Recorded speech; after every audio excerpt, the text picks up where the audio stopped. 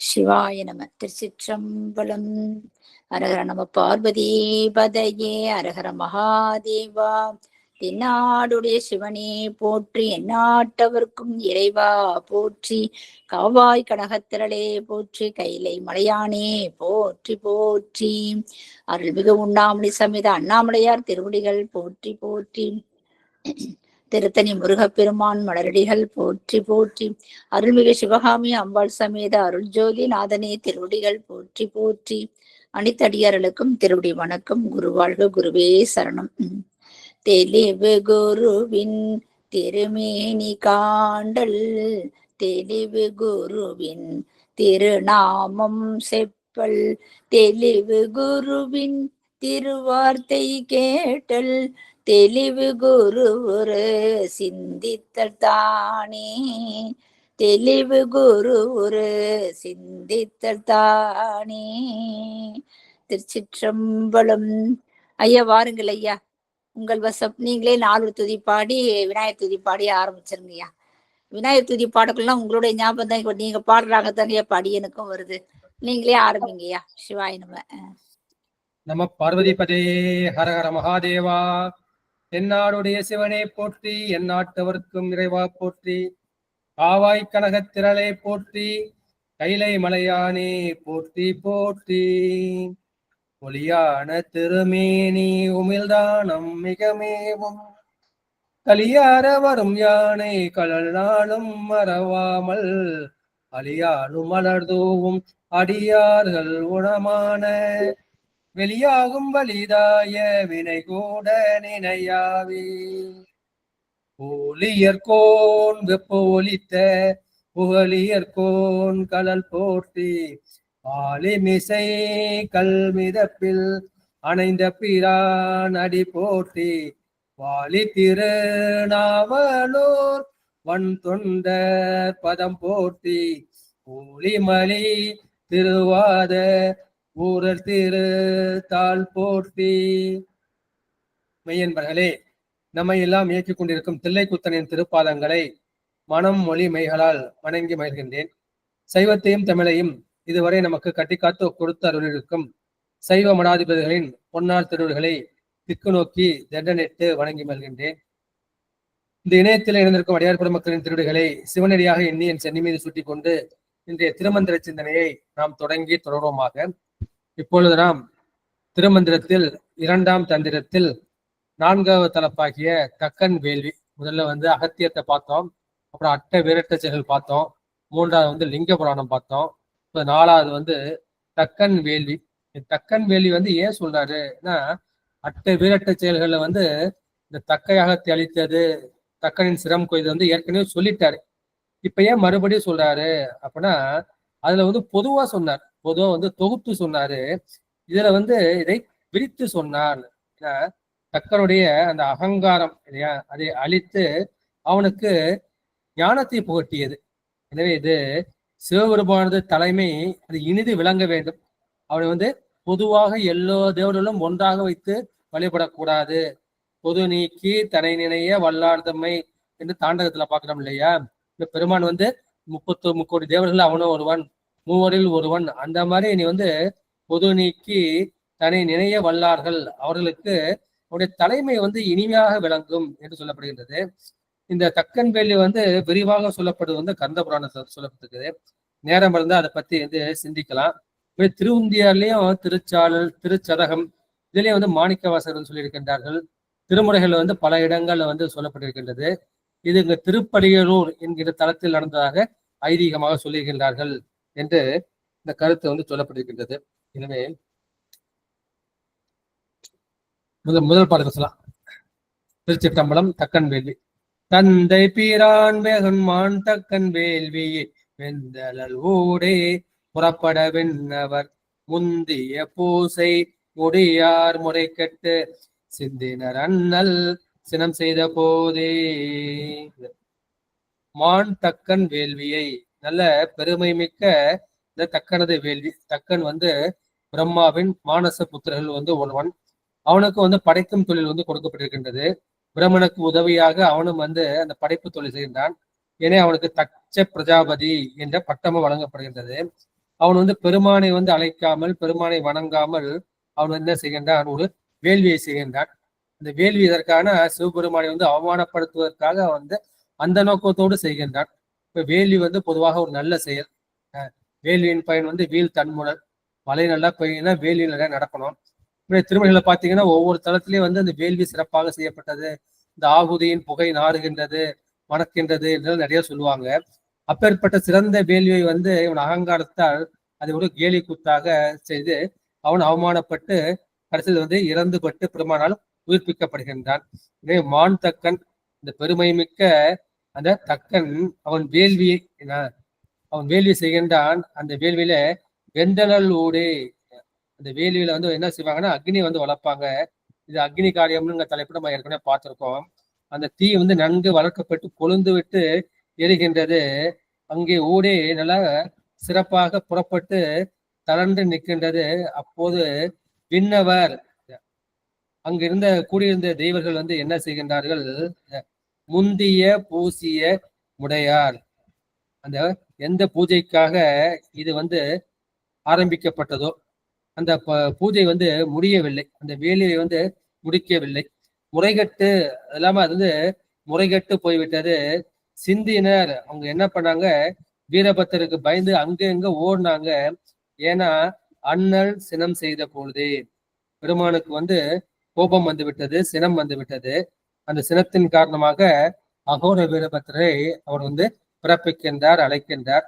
அவர் வந்து பத்ரகாளியின் துணையோடு என்ன செய்கின்றார், அந்த தட்சனது வேள்வியை வந்து அளிக்கின்றார். அதில் கலந்து கொண்ட அந்த தேவர்களை வந்து அவருக்கு தண்டனை கொடுக்கின்றார். எனவே அவர்கள் முந்திய பூஜை முடியார். எதற்காக வந்து அந்த யாகம் ஆரம்பிக்கப்பட்டதோ அந்த யாகம் வந்து முடியவில்லை, பூஜை வந்து முடியவில்லை, அது முறைகட்டு போனது. அவர்கள் வந்து ஒவ்வொரு திசைக்கும் ஓடினார்கள் என்ற அந்த கருத்தை வந்து இந்த பாட்டுல வந்து செய்யப்பட்டது. ஏன் இந்த மாதிரி வந்துன்னா, தந்தை பிரான் மிகுண்டான், பெருமான் தான் யாவர்க்கும் தந்தை. எந்தாய் என் தந்தை என்று சொல்வார்கள், தந்தை தாய் இன்னும் பல இடத்துல பார்த்திருக்கோம். யாவர்க்கும் பெருமான் தான் அவன் தந்தையாக இருக்கின்றான். அவன் தான் யாருக்கும் பிரான், அவன் தான் வந்து தலைவனாக இருக்கின்றான். எல்லா உயிர்களுக்கும் தந்தையும் அவன்தான், தலைவனும் அவன்தான். அவனே வந்து வெகுண்டு எழுமாறு சினம் கொள்ளுமாறு இந்த தக்கன் வந்து வேள்வியை செய்ததனால் அந்த வேள்வி வந்து முடியவில்லை, முறைகட்டது. அந்த தேவர்கள் எல்லாம் அங்கும் இங்கும் ஓடி அழிந்தார்கள். எனவே ஏன்னா இவன் வந்து செய்யற பூஜை வந்து முறை இல்லைன்னு எல்லாருக்கும் தெரியும். தெரிஞ்சாலும் இந்த தச்சனுக்கு அச்சப்பட்டு கொண்டு அவன் செய்த அந்த சிவ நிந்தனையை அவர்கள் வந்து தடுக்கவில்லை. ததீசி முனிவர் அவர் ஒருத்தர் தான் வந்து தடுக்கின்றார், பாக்கி யாருமே வந்து தடுக்கல. அதற்கு வந்து உடன்பட்டு இருந்தார்கள். அதற்காக அவர்களுக்கு வந்து இந்த சிவ அபராதத்துக்காக தண்டனை வந்து நம்முடைய வீரபத்திரர் மூலமாக கொடுக்கப்பட்டது என்ற கருத்தை வந்து இந்த பாடல்ல வந்து சொல்லியிருக்கின்றார்கள். எனவே தேவர்களின் துணை கொண்டு இந்த தக்கன் மாபெரும் வேள்வியை செய்கின்றான். அப்போது சிவபெருமானை அவன் அவமானப்படுத்தியதால் சிவபெருமான் வந்து அவனை அழித்து அவனுக்கு ஞானம் நல்கியதை குறிப்பது இந்த தக்கன் வேள்வி என்ற பாடல். பெருமானு சினம் வந்து யாராலும் தடுக்க முடியாதது, பொறுக்க முடியாதது. அனைவருக்கும் தந்தையும் தலைவனுமாக உள்ள சிவபெருமான் இந்த தக்கன் செய்த வேள்வியை வெகுண்டவனாய் யாகத்தினிடமிருந்து இந்த அகோர வீரபத்திராக வெளிப்பட, அப்பொழுது அந்த தேவர்கள் தாங்கள் செய்ய முற்பட்ட அந்த வேள்வி பூஜையை முடிக்க முடியவில்லை. அது மட்டுமா, அவர் சினம் கொண்ட போதே அவர்கள் ஒவ்வொரு திசையாக ஓடி ஓடி சிதைந்து ஓடினார்கள் என்ற கருத்தை வந்து, ஏன் இந்த மாதிரி செய்யணும் அப்படின்னா, ஒரு மாணவன் அவன் வந்து தவறு செய்கின்றான், ஆசிரியர் வந்து மதிப்பதில்லை, தலைமை ஆசிரியர் வந்து மதிப்பதில்லை. அப்புறம் என்ன பண்ணுவாங்க, அவனை வந்து அந்த ஆசிரியர் வந்து அடித்து திருத்துவார். இது வந்து அந்த காலகட்டம். ஒரு பிள்ளை அவன் வந்து நல்ல பிள்ளையாக வளர்க்கணும்னு அவங்க அம்மா அப்பா வந்து ஆசைப்படுறாங்க. ஆனா அவன் வந்து கெட்ட வழியில போறான். அப்படி வந்து அடித்து திருத்துகிறார்கள், கண்டித்து வந்து திருத்துகிறார்கள். அது போல சிவபெருமானும் இவர்களுக்கு தண்டனை கொடுத்து திருத்துகின்றார் என்ற கருத்து வந்து இந்த முதல் பாட்டில் சொல்லப்பட்டிருக்கின்றது. அடுத்து இரண்டாவது திருப்பாடல். சந்திசைய கண்டு எழுகின்ற அரிதானும் எந்த இவனல்ல யாமே உலகினில் பந்தம் செய்பாசத்து வீழ்ந்து தவம் செய்ய அந்தமில்லானும் அருள் புரிந்தானே.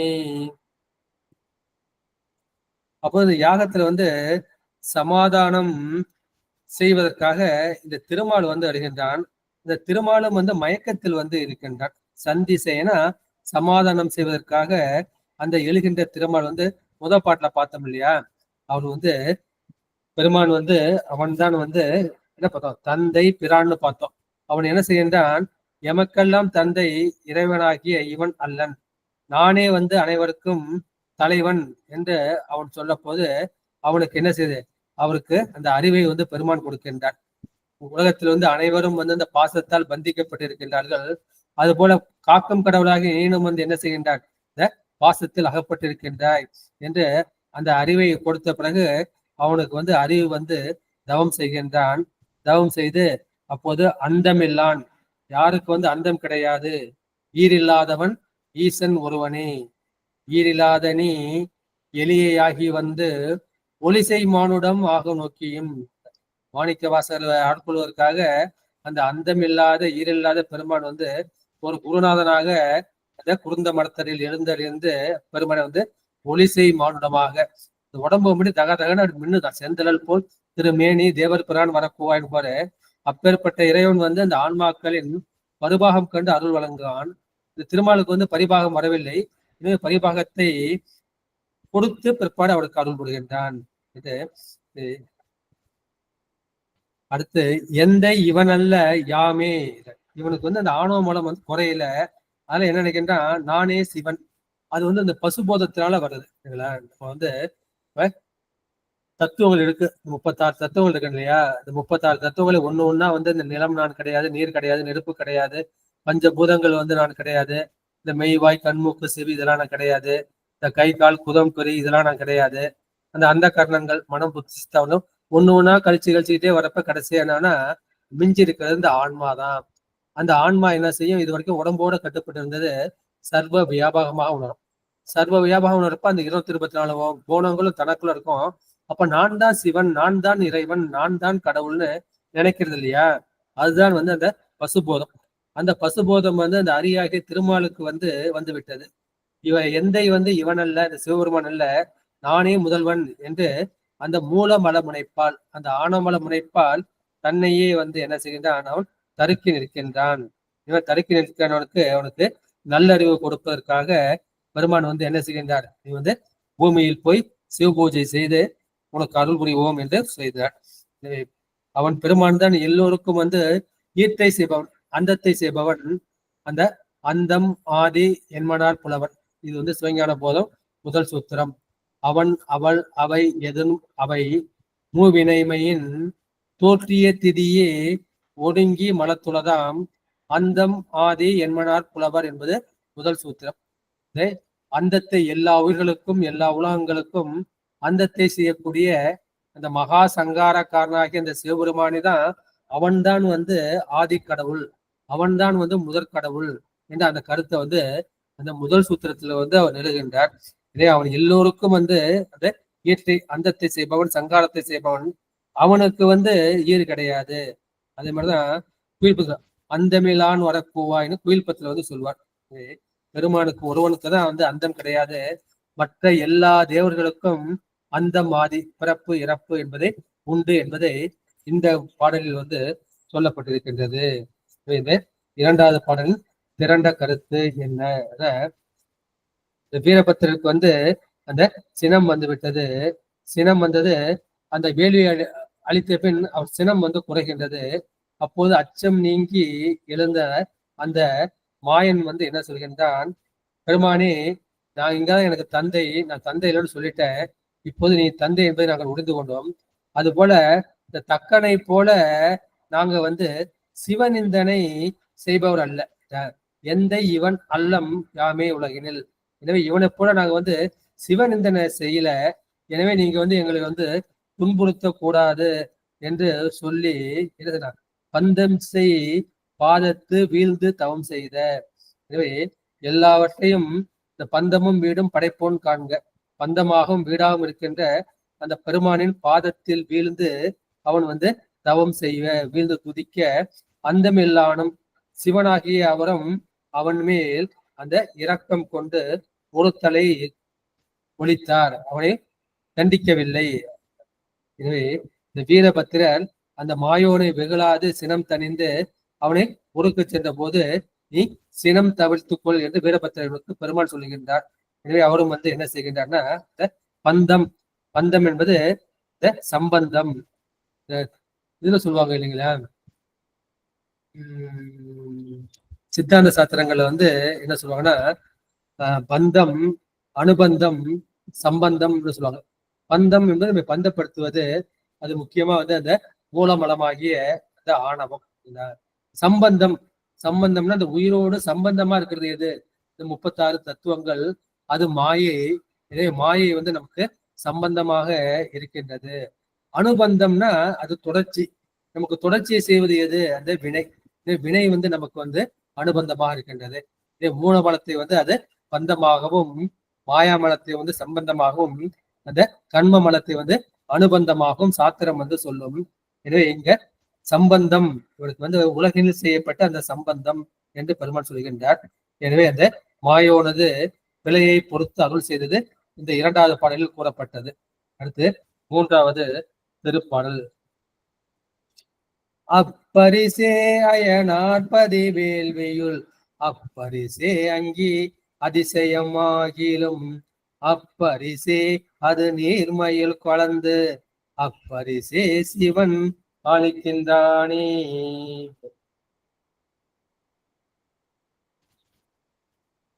அப்பரிசே அவ்வண்ணமே அயனார்பதி, இந்த கச்ச பிரஜாபதி வேள்வியுள் அவன் செய்த யாகத்துள் அப்பரிசே அங்கி, அந்த தன்மையாக அந்த அங்கி என்பது தீயை குறிக்கும்.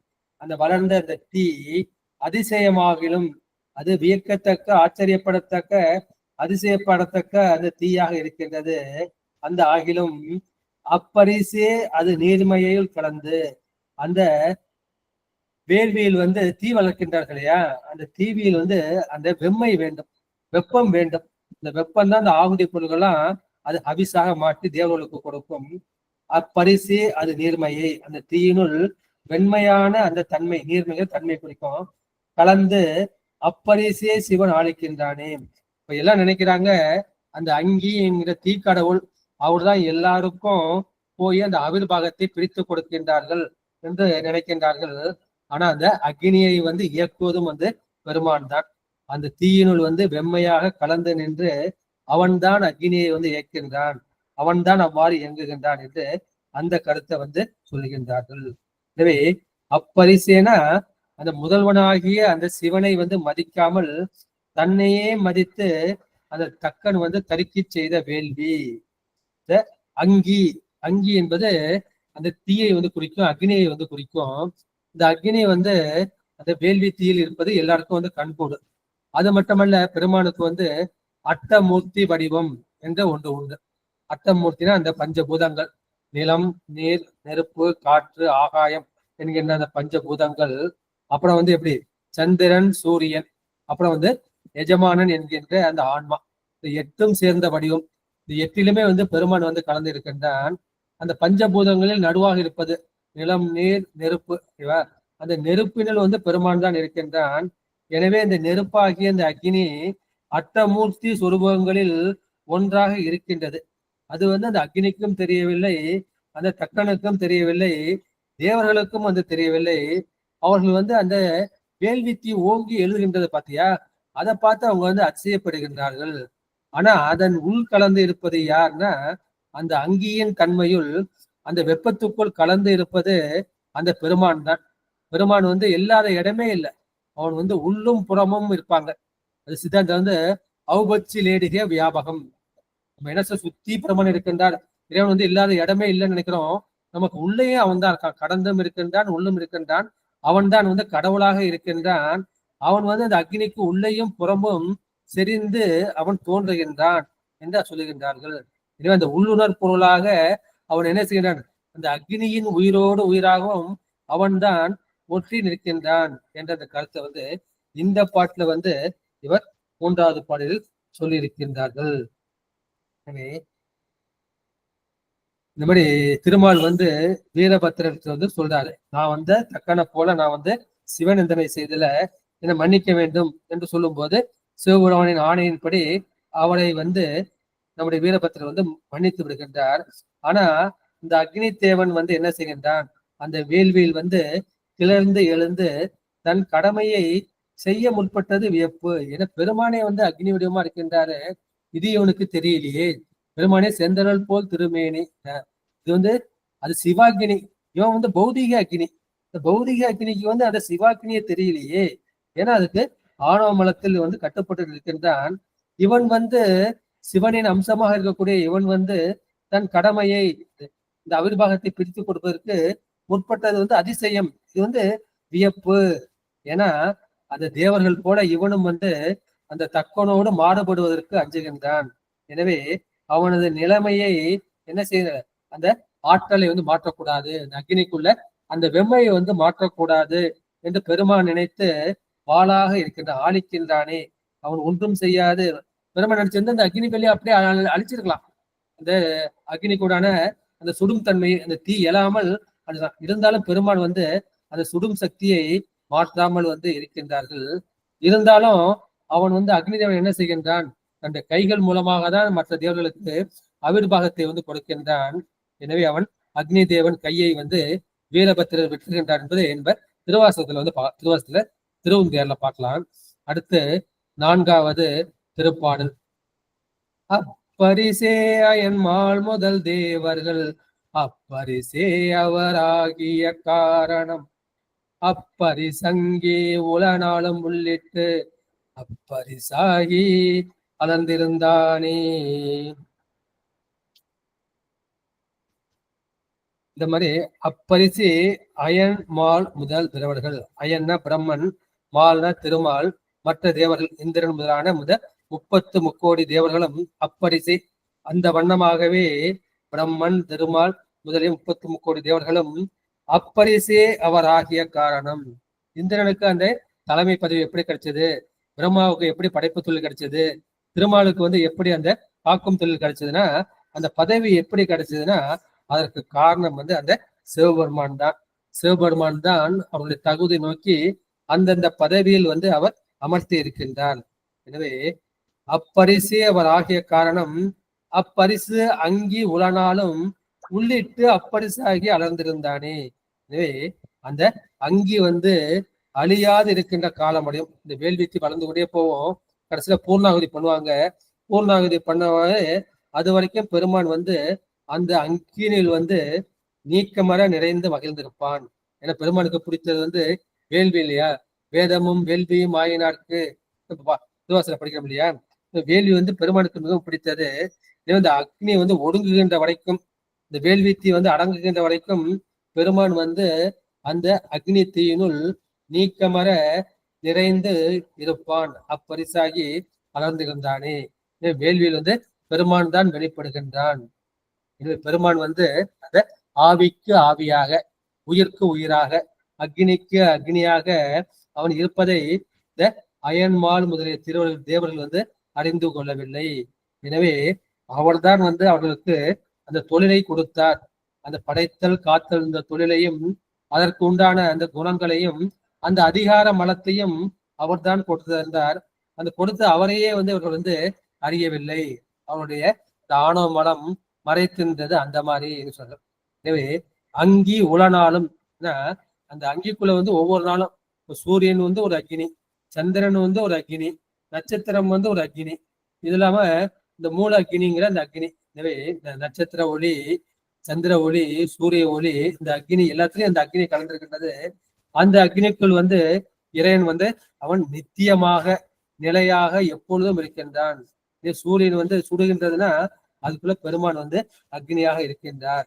இந்த சந்திர ஒளி நமக்கு குளுமையை கொடுக்குன்னா அதனுடைய ரிஃப்ளெக்டட், அந்த பிரதிபலிக்கப்பட்ட அந்த ஒளி நமக்கு வந்து குளிர்மை வந்து கொடுக்கின்றது.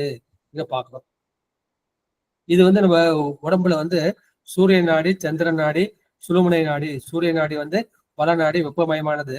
சந்திர நாடி வந்து இடநாடி, அது குளிர்மயமானது. 3வது அந்த சுழுமுனை நாடி என்கிற அக்னி நாடி. இந்த 3ஐயும் நம்ம பார்த்திருக்கோம். அடுத்து எனவே இந்த திருமால் வந்து வீரபத்திரத்தை என்ன சொல்றாரு, நாங்க வந்து தக்கன் போல சிவநிந்தனை செய்யவில்லை, அதனால நீங்க என்ன செய்யுங்க, எங்களை மன்னிக்க வேண்டும். இங்க ஏன் தக்கனை வந்து திருத்த முடியல, எங்களுக்கு வந்து அந்த அளவுக்கு அதிகாரம் இல்லை, எங்களுக்கு அந்த அளவுக்கு வந்து ஆட்சி பொறுப்பும் இல்லை என்று அவர்கள் சொல்லுகின்றார்கள்.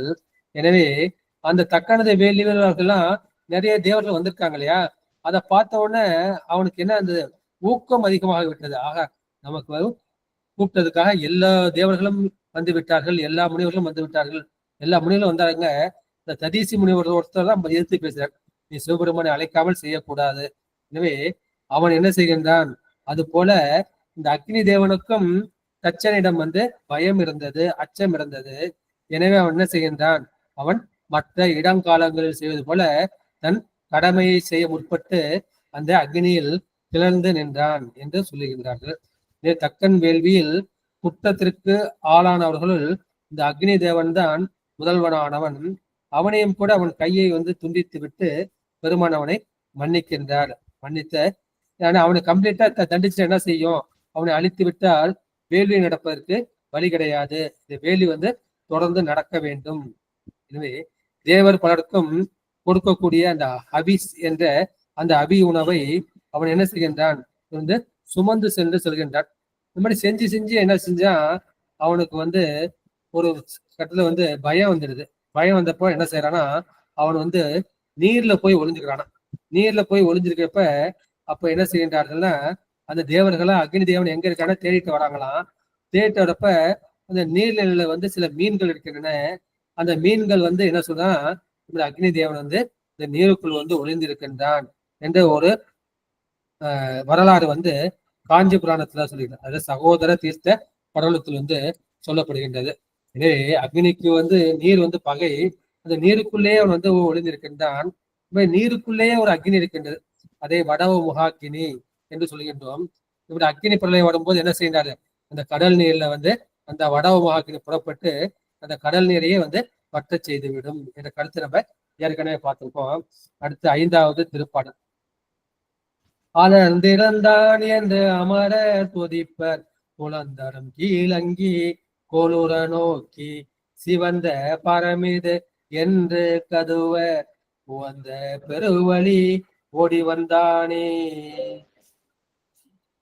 அலர்ந்திருந்தான், அந்த அக்னி வந்து மலர்ந்திருக்கின்றது, கிளர்ந்திருக்கின்றது என்று. ஏன்னா அந்த ஸ்வாகா ஸ்வாகா ஸ்வாகான்னு சொல்லி நெய்யை வந்து ஊத்திக்கிட்டே இருந்தாங்க. எனவே அக்னி தேவன் கிளர்ந்து எழுந்தான். அது ஸ்வாகா ஸ்வாகான்னு சொன்ன அந்த அக்னி தேவனுக்கு வந்து எல்லோரும் நம்மை போல்கின்றார்கள் என்று. அப்பேற்பட்டவன் என்ன செய்கின்றான், அவன் வந்து முதல் குற்றவாளி. அவன் முதல் குற்றவாளியானால அவன் என்ன செய்கிறான், அவனை தண்டிக்க வேண்டும் என்று அந்த அகோர வீரபத்திரர் வருகின்றார். அப்பொழுது சிவந்த பரம் அது என்று கதுவ புலந்தரும் கீழ் அங்கி தோல் உற நோக்கி. எனவே சிவபெருமான் மேல வந்து சினம் கொண்டு விட்டார், அகோர வீரபத்திரை அனுப்பி விட்டார்னு இவனுக்கு தெரிஞ்சிருச்சு. எனவே அந்த மேலான தீ என்ன செய்து அந்த வேள்வி சாலையில் வந்து பட்ட அந்த வேள்வி சாலையே தீப்பற்றி எரிகின்றது. அந்த அக்னி தேவன் என்ன பண்றான், அவன் உவந்த பெருவழி, தனக்கு உகந்த தனக்கு பொருத்தமாக உள்ள ஒரு கள்ள வழியினால் ஓடி வந்தானே. சாலையை விட்டு அவன் வெளியே ஓடி வந்து தப்பி விட்டான் என்று இந்த காலத்துல வந்து சொல்கின்றார்கள். எனவே இவன் வந்து குளந்தரும் கீழங்கி, இவன் வந்து தேவர் குலத்துல ஒருத்தவன் தான். ஆனா வந்து இவன் தேவர்களுக்கு வந்து சேவை செய்கின்றான், இந்த அபிஷேக் கொண்டு போய் கொடுக்கின்றான். எனவே அவனுக்கு அந்த கீழ்மை உடைய அங்கி என்று சொல்கின்றார்கள். கோல் உற நோக்கி, கோல்ங்கிறது குற்றத்தை வந்து குறிக்கும். கோலும் நாளும் மென் செய்யும், அந்த நவக்கோள்களை மட்டும் குறிக்காது, நாம் செய்த அந்த குற்றத்தையும் குறிக்கும். இதே அவன் செய்த குற்றம். அப்போது சிவந்த பரமித, சிவந்தனா கோபித்த, கோபம் வந்தா கண்ணு சிவந்து போயிடுது இல்லையா, எனவே சிவந்தனா கோபித்த. இதே சிவபெருமானுக்கு கோபம் வந்ததால் அந்த அகோர வீரபத்திரர் வந்து விட்டார். அவர் என்ன செய்கின்றார், இந்த கீழான தீ என்ன செய்கின்றார்கள், இது மேலான தீ. அகோர வீரபத்திரர் மேலான தீ, அவர் சிவாகினியிலிருந்து புறப்பட்டவர். எனவே அந்த முன்னே நம்ம நிற்க கூடாது அப்படின்ட்டு என்ன செய்கின்றார், அவன் இந்த அக்னி தேவன் வந்து ஓடி ஒளிந்து கொள்கின்றான். எனவே சிவபெருமானது சினத்தி, அது வந்து வீரபத்திரராக வந்து விட்டது, இது சிவாகினியாக வந்து விட்டது. அதற்கு முன்னால் இது வந்து நிற்க முடியாது என்று இந்த தீ வந்து ஓட்டம் எடுத்தார். இதே தக்கன் வேள்வியில் ஓட்டம் எடுத்தது முதல் யாருன்னா இந்த அக்னி தேவன் என்பது இந்த பாட்டுல வந்து 5வது பாட்டுல வந்து சொல்லப்பட்டிருக்கின்றது. இதற்கு என்ன சொல்லியிருக்கின்றார்கள்னா, இதற்கு யோக ரீதியாக ஒரு பொருள் சொல்லுகின்றார்கள். இது நீ சுழுமுனை தியானம் செஞ்சுன்னு வச்சுக்க, அப்போது இந்த அகோர விருப்பத்துல வெளிப்பட்ட போல உனக்கு சிவபெருமான் வெளிப்பட்டு நிற்பார். சுழுமுனை தியானம் செய்தால் இந்த சிவம் வெளிப்படும் என்று இந்த கருத்து. அமரர்கள் துதிக்க, அப்போது இந்த அக்னி தேவன் என்ன செய்கின்றான்? அவன் பெருமைப்பட்டு செய்கின்றான். அப்பொழுது வீரபத்திரர் தோன்றியா ஓடி ஒளிந்து விடுகின்றான். இந்த இடத்துல யோக ரீதி என்ன சொல்றாருன்னா, நம்ம உடம்புல 72,000 நாடி இருக்கின்றது. அதுல 10 நாடி முக்கியமானது. இந்த 10 நாடியில 3 நாடி முதுகுத்தண்டுல இந்த தண்டுவடம் என்று சொல்லக்கூடிய அந்த ஸ்பைனல் கார்டு இருக்கின்றது. இந்த ஸ்பைனல் கார்டுல இடது பக்கமா ஒரு நாடி போடுது, அது இடநாடி அல்லது சந்திர நாடி. வல பக்கமா ஒரு நாடி போகுது, அது வளநாடி, பிங்கள நாடி அல்லது சூரிய நாடின்னு கூடப்படும். இது இரண்டுக்கும் நடுவில் தண்டோடம் இருக்கு இல்லையா, அந்த தண்டுவடத்துக்குள்ள ஒரு மெல்லிய துவாரம் இருக்கும். அது எப்படி தாமரை தண்டு இருக்கு இல்லையா, இந்த தாமரை தண்டு வெட்டி இப்படி இழுத்தோம்னா சின்ன இலை மாதிரி போகும். அந்த நூல் போல அந்த அளவுக்கு உள்ள ஒரு துவாரம் இருக்கும். அதுதான் அந்த சுழுமுனை நாடி. அது உடம்புல கரெக்டா அந்த மையத்துல இருக்கின்றது. நம்ம என்ன செய்யணும்? நம்ம இடப்பக்கமோ வலப்பக்கமோ சாயாமல் அந்த மைய நாடி, அந்த நடுநிலைமையிலே நம்ம இருந்தோம்னா அப்ப என்ன செய்யும்? அப்ப சுழுமுனை நாடி திறக்கும். அப்ப மூலாதாரத்து 3 எழு கலலை, புலம் தரும் கீழங்கி. புலம் என்பது இந்த மூலாதாரம் இருக்கு இல்லையா, அது ஒரு சின்ன குளம் மாதிரி இருக்குது, தாமரை பூ இருக்கின்றது. அந்த குளத்துல அங்க 3 எழு கனலை, இது மூலாதாரத்துல ஒரு கனல் இருக்கின்றது. அந்த கனலை காலால் எழுப்பும் கருத்து அறிவித்து. கால் என்பது இந்த காற்று, அந்த பிராணவாயு மூலமாக அதை படிப்படியாக எழுப்பி உச்சி என்கிற சுழுமுனை இருக்கு இல்லையா, பிரம்மரந்திரம் என்கின்ற சகசிராரத்துக்கு கொண்டு செல்ல வேண்டும். எனவே மூலாதாரத்தில் உள்ள அந்த அக்னியானது சூரிய நாடி, சந்திர நாடி, அந்த 2 நாடிகளுக்கும் நடுவே அது சிவந்த பரம். இது அந்த சிவந்த பரம்னா மேலானது. அது அந்த சிவந்த மேலிடத்தை தூக்கி அது பற்றி கொள்ள ஓந்த பெருவழி ஓடி வந்தானே. சாதனை செஞ்சு மூலாதாரத்தை தாண்டி சுவாதிஷ்டானம் வந்துட்டான், மணிப்பூரம் வந்துட்டான், அநாகதம் வந்துட்டான், விசுத்தி வந்துட்டான், ஆக்கினை வந்துட்டான்னு பெருமான் பார்த்தோன்னு என்ன செய்வாரு? அங்கே இருந்து என்ன ஓடி இங்க வருவார். சுழுமுனை இங்க போறப்ப பெருமான் தானும் தன் தேவியுமாக இங்கு வருவான். எனவே அந்த ஓந்த பெருவழி, இந்த மகிழ்ச்சியாகிய பெருவழியிலே இறைவன் ஓடி அருளினான். எனவே அந்த அமரர்கள் துதிக்கின்றார்கள். அப்போது இந்த மூலத்தீ தான் துதிக்கப்படுகின்றது, அந்த மூலாதாரத்தில் உள்ள இந்த அக்னி தான் துதிக்கப்படுகின்றது. அது சுழுமுனை வழியாக மேலேறி சென்று இந்த பிரம்மரந்திரம் என்ற சகசிராரத்துக்கு சென்று அங்க பட்டவுடனே அந்த பிரம்மரந்திர வழியாக இந்த பெருமான் ஓடி அவர்கள் அருள் புரிகின்றான். எனவே தக்கன் என்ன செய்கின்றான்? இந்த மூலாதாரமாகிய இந்த யாக குண்டத்தில் இறைவனை நினைக்காமல் அந்த அக்னியை மட்டும்தான் வழிபடுகின்றான். அந்த அக்னி என்ன செய்யுது? அது மேல் நோக்கி சென்று இந்த பரவழியை பற்ற அந்த இறைவன் வெளிப்படுகின்றான் என்பது யோகத்தின் மூலமாக சொல்லக்கூடிய இந்த கருத்து. எனவே கீழ் குளம் தரும் அங்கின்னு சொல்கின்றார்கள். ஏன்னா எல்லா ஆதாரத்துக்கும் கீழே இருக்கிறது எது? அது மூலாதாரம். இந்த மூலாதாரத்துல தான் அந்த குண்டலினி முளைத்து வருகின்றது. அது கோல் உற நோக்கி, கோலுனா அது மேல் நோக்கி, மேல் ஆதாரங்களில் சென்று படிப்படியாக செல்வது. மூலாதாரம் தாண்டி சுவாதிஷ்டானம், அப்புறம் மணிப்புரகம், அநாகதம், விசுத்தி, ஆக்கினை என்கின்ற அந்த 6 ஆதாரங்களில் அது முறையாக சென்று சென்று அது பற்ற வளர்த்தல். அப்போது சிவந்த பரம், இந்த சிவந்த மேலிடமாகிய இந்த பிரம்மரந்திரம் என்கின்ற அந்த ஸ்தானம். எனவே இந்த மூலத்தை என்ன செய்கின்றது? அது படிப்படியாக சென்று இங்க பிரம்மரந்திரத்துக்கு வருகின்றது. இது என்னது? இது சந்திர மண்டலம், இது சூரிய மண்டலம், இது அக்னி மண்டலம். அக்னி மண்டலம் சூரிய மண்டலம் தாண்டி இப்ப சந்திர மண்டலத்துக்கு போய்விட்டது. இந்த சந்திர மண்டலத்துக்கு போறவங்க என்ன செய்யும்? உடம்புல அமுதம் பெருகும். அது உடல் முழுவதும் வியாபிக்கும். வியாபிக்கும் போது நமக்கு அளவில்லா ஆனந்தம், ஓந்த அந்த ஓப்பை, அந்த மகிழ்ச்சியை, ஆனந்தத்தை உண்டாக்கும். அந்த இன்பத்தின் வழியாக சிவபெருமான் என்ன செய்வார்? அருள் செய்வார் என்பது யோக கருத்து. அடுத்து 6வது திருப்பல். அரி பிரமன் தக்கன் அர்க்கன் உடனே வருமதி வாழையும் வன்னினல் இந்திரன் சிரம் முகம் நாசி சிறந்த கை தோள்தாம் அரணருள் இன்றி அழிந்த நல்லோரே. அரின திருமால், பிரம்மன் அயன், தக்கன் தச்ச பிரஜாபதி, அருக்கன் என்பது சூரியன், வரும் மதி வந்து அது சந்திரன், வாழைங்கிறது அது வாளாம்பிகை என்கிற அந்த அம்மை, வன்னிங்கிறது அக்னி, நல் இந்திரன். ஏன் இந்திரனுக்கு வந்து நல் போட்டார்னா அவன் தான் தேவர்களுக்கு தலைவன் அந்த இந்திரன். சிர முக நாசி சிறந்த கை தோல்.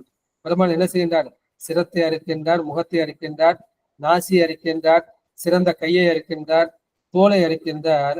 அவர்கள் என்ன செய்கின்றார்கள்? இந்த மாதிரி விண்ணப்பட்டு அறுபட்டு அரண் அருள் இன்றி, அந்த சிவபெருமானின் அருள் இல்லாமல் அழிந்த நல்லோரே.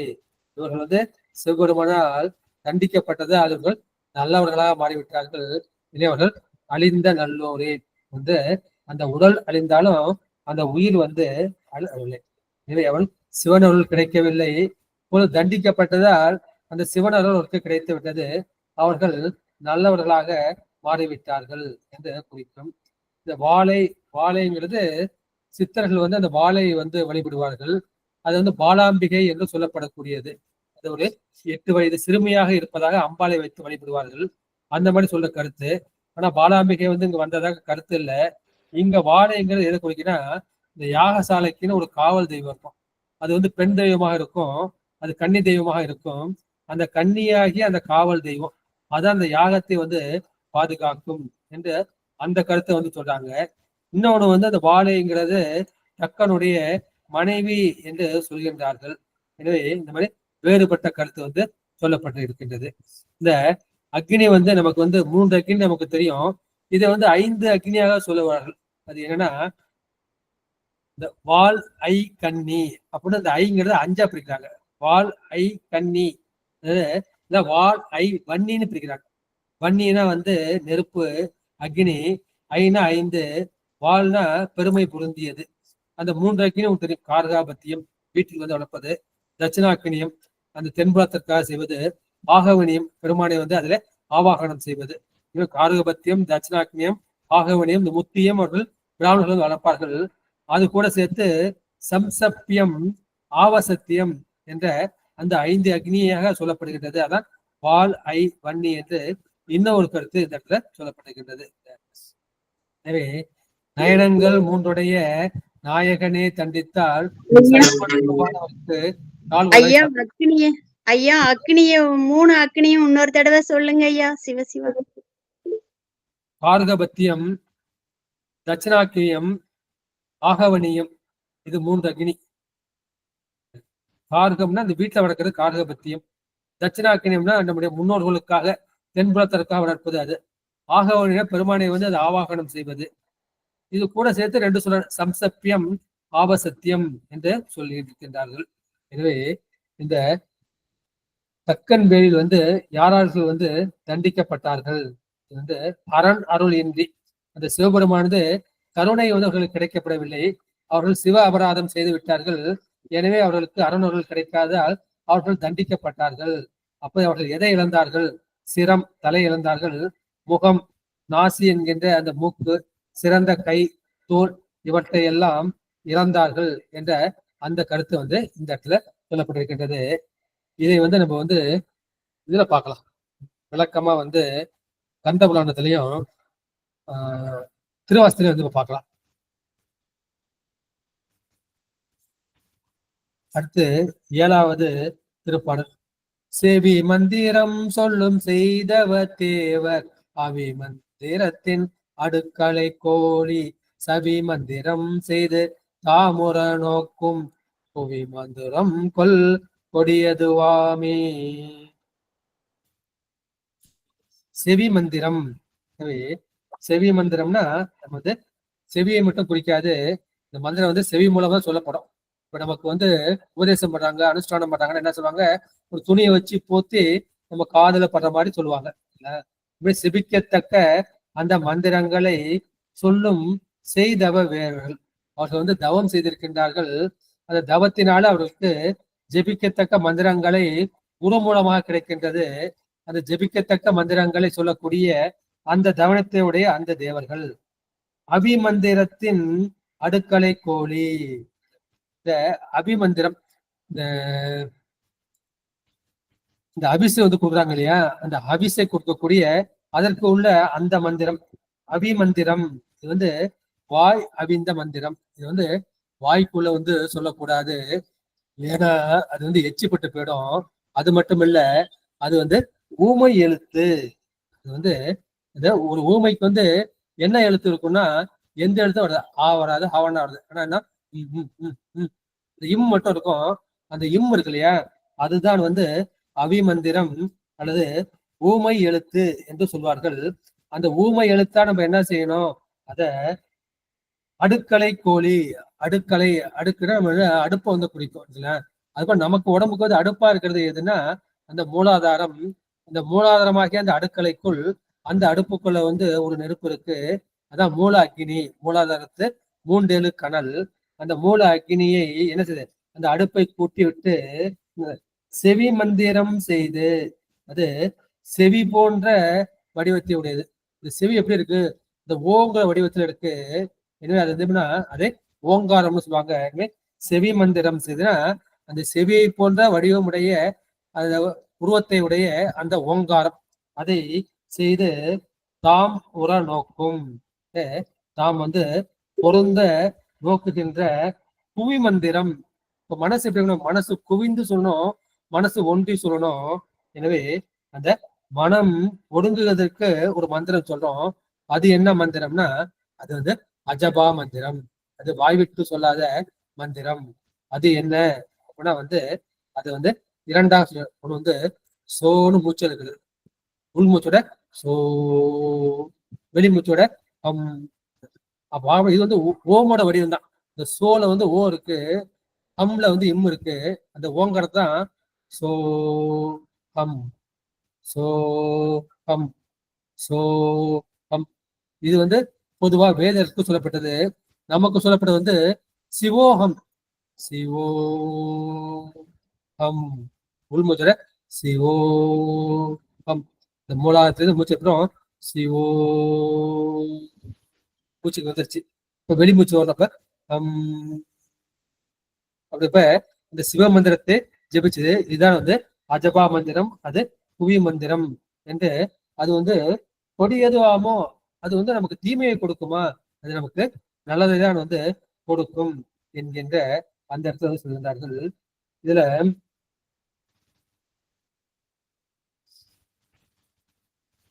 செவி மந்திரம் சொல்லும்.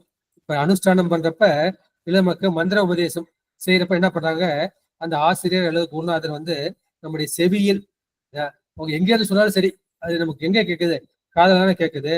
இதை செவியிலே சொல்ல கேட்ட அந்த மந்திரத்தை என்ன செய்யுது, அது பொருள் அறியாமல் சொல்லக்கூடியது.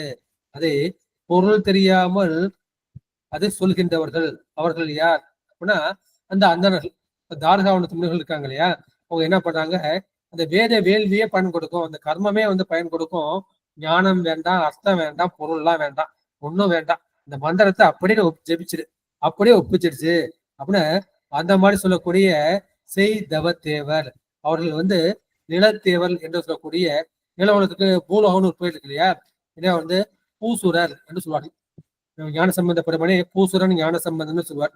இந்த நிலத்தில் உள்ள தேவர்கள் அவர்கள் வந்து நிலத்தேவர்கள்.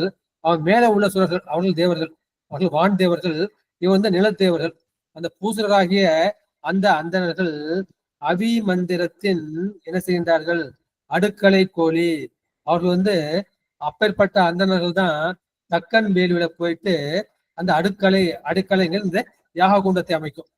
நவகுண்டம், தசகுண்டம், அது மாதிரி நிறைய குண்டங்கள் அமைப்பாங்க இல்லையா.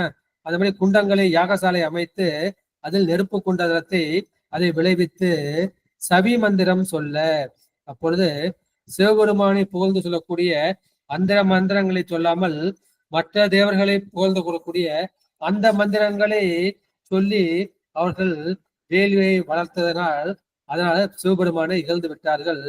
எனவே அப்ப என்ன செய்கின்றார்கள், அந்த குவி மந்திரம், அந்த பயனை குவித்து தரக்கூடிய மந்திரம் என்ன செய்கின்றார்கள், அது வந்து கொடியது ஆகிவிட்டது.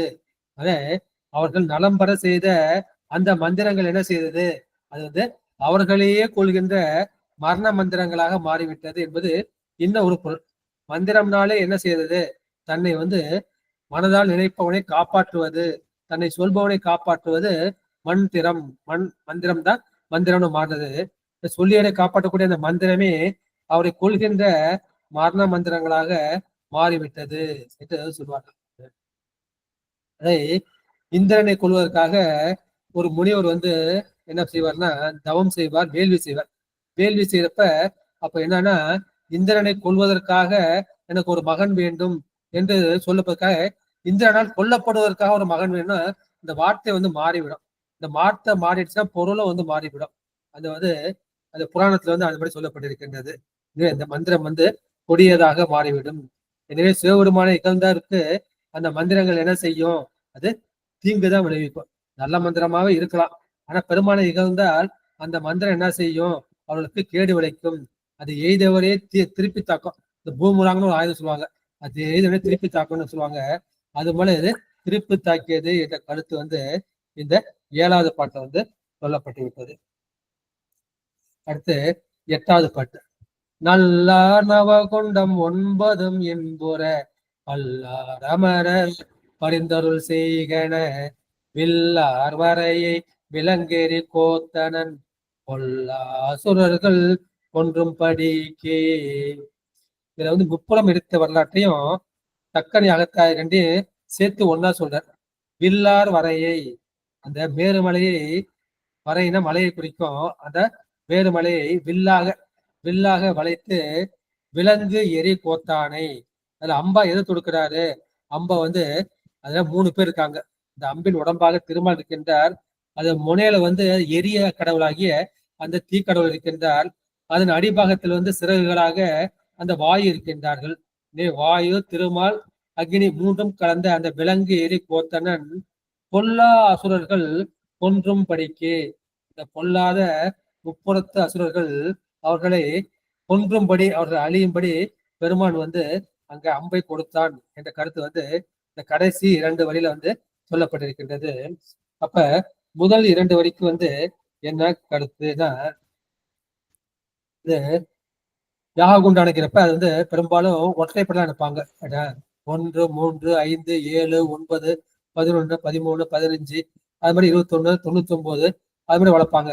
நவகண்டம் 9, அந்த 9 குண்டங்களும் இன்புற, அந்த இன்பம் எய்த பல்லார் அமர், அந்த பல தேவர்களும் பரிந்து அருள் செய்க, பெருமானே எங்களுக்கு இறங்கி அருள் செய்ய வேண்டும் என்று வேண்டிக் கொள்ள. இது முப்புறங்களில் இருப்பதற்காக இந்த தேவர்கள் வேண்டிக் கொள்கின்றார்கள். எனவே நாங்க நிறைய வேலி வளர்த்து, பெருமானே நவகண்டம் நாங்க வச்சிருக்கோம், அதை வச்சு நாங்க உனக்கு வேலி வளர்க்கிறோம், நீ எங்களுக்கு பரிந்து அருள் செய்யணும்னு சொன்ன அவர்கள் வேண்டுகோளை ஏற்றுக்கொண்டு பெருமான் அந்த முப்புறத்து அசுரர்களை அழித்தார் என்ற கருத்து திரண்ட கருத்தாக இந்த பாட்டுல சொல்றான். எனவே நலாளர்களே அந்த தேவர்கள் நவகண்டமாகிய கண்டம் என்பதுதான் கூறுபட்டது, அகண்டம்னா கூறுபடாதது. அது இந்த அகண்டமும் நம்முள் அகப்படும் ஆகாதே திருப்படாச்சல் சொல்வார். இந்த அகண்டமாகிய சிவபெருமானே நம்முக்குள் அகப்பட்டுக் கொள்வார். எப்போதும் நம்ம என்ன செய்யணும்? அதுக்கு நமக்கு கண்டம். நம்ம இப்ப என்ன சொல்றோம்? நம்ம 5 கண்டம் 7 கண்டம் சொல்றோம். ஆசியா கண்டம், ஐரோப்பா கண்டம்,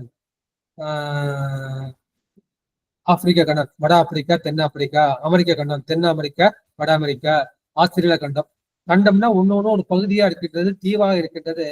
எனவே அந்த கண்டமாக என்ன செய்யுது? இந்த உலகம் 9 கண்டமாக நவகண்டமாக இருக்கின்றது. அந்த நவகண்டத்தில் உள்ளவர்களும் அவர்கள் துன்பம் நீங்கி வாழ வேண்டும், அதற்கு நீங்கள் விரைந்து அருள் செய்ய வேண்டும் என்று அவர்கள் வேண்டிக் கொள்ள அந்த தீய அசுரர்கள் அழியும்படி ஒளிவிடுகின்ற அந்த நெருப்பை அந்த பெருமான் அம்பாக தொடுத்தான் என்று சொல்கின்றார்கள். இன்னொரு கருத்து என்ன சொன்னாங்கன்னா, நன்மை அமைந்த 9 குண்டங்கள், அதை இன்பம் எய்வதற்காக பல தேவர்களும் பெருமானே எங்களுக்கு அருள் செய்ய வேண்டும் என்று வேண்டிக் கொள்ள அந்த அரக்கர்களை, உப்புற அரக்கர்களை பெருமான் என்ன செய்தார்? தீயால் எரித்தான், சிரித்தே எரித்தான் என்று சொல்வார்கள். இந்த நவகுண்டம் என்பது எதை பார்த்தீங்கன்னா, நம்ம உடம்புல வந்து 9 துவாரங்கள் இருக்கும். அந்த 9 துவாரத்தையும் ஒக்க அடைக்கும் போது அறிய மாட்டேன்னு அப்பர் சொல்வார். அந்த 9 துவாரங்கள் வழியாகவும் இந்த காத்து வந்துகிட்டும் போய்கிட்டு இருக்கும். அதை வந்து நவ துவாரங்கள் 9 வாசல்கள்னு சொல்றாங்க. அந்த 9 வாசல்களும் எது குறிக்கும் அப்படின்னா வந்து அந்த நவ கோள்களை வந்து குறிக்கும். வலது கண் வந்து சூரியன், இடது கண் வந்து சந்திரன். வலது மூக்கு அது வந்து புதன், இடது மூக்கு வந்து வியாழன். வலது காது அது வந்து வெள்ளி, வாய் வந்து சனி. அப்புறம் அந்த எருவாய் கருவாய் அது வந்து நமக்கு வந்து ராகு கேதுவாக இருக்கின்றது. எனவே இந்த 9 துவாரத்திலேயே இந்த 9 கோள்கள் வந்து இருக்கின்றன சொல்கின்ற அந்த கேது இருக்கு இல்லையா, கேது வந்து ஞானக்காரகன். அவன் வந்து இந்த பிறப்பு உறுப்புல இருக்கிறதுனால கடைசியில என்ன பண்றாங்க, இந்த சாதனை செய்யறவங்க கடைசியால வந்து இந்த பாலியல்ல போய் மாட்டிக்கிறாங்க. அதுல மாட்டிக்கிட்டு அவங்க தவத்தை வந்து இழந்து விடுறார்கள். அதனால அந்த இடத்துல வந்து ஞானத்தை பயன்படுத்த வேண்டும் என்று சொல்வார்கள்.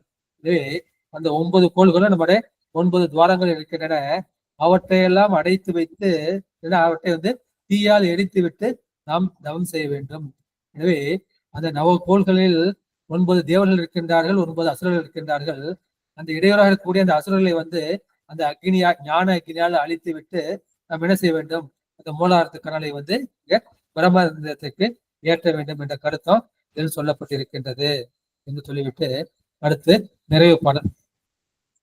தெளிந்தார் கலங்கினும் நீ கலங்காதே, அழிந்தாங்கடைவதம் ஆதிப்பிரானை விழிந்தான் அது தக்கன் வேள்வியை வீய துணித்தாங்க அருள் செய்து தூய்மொழியாலே.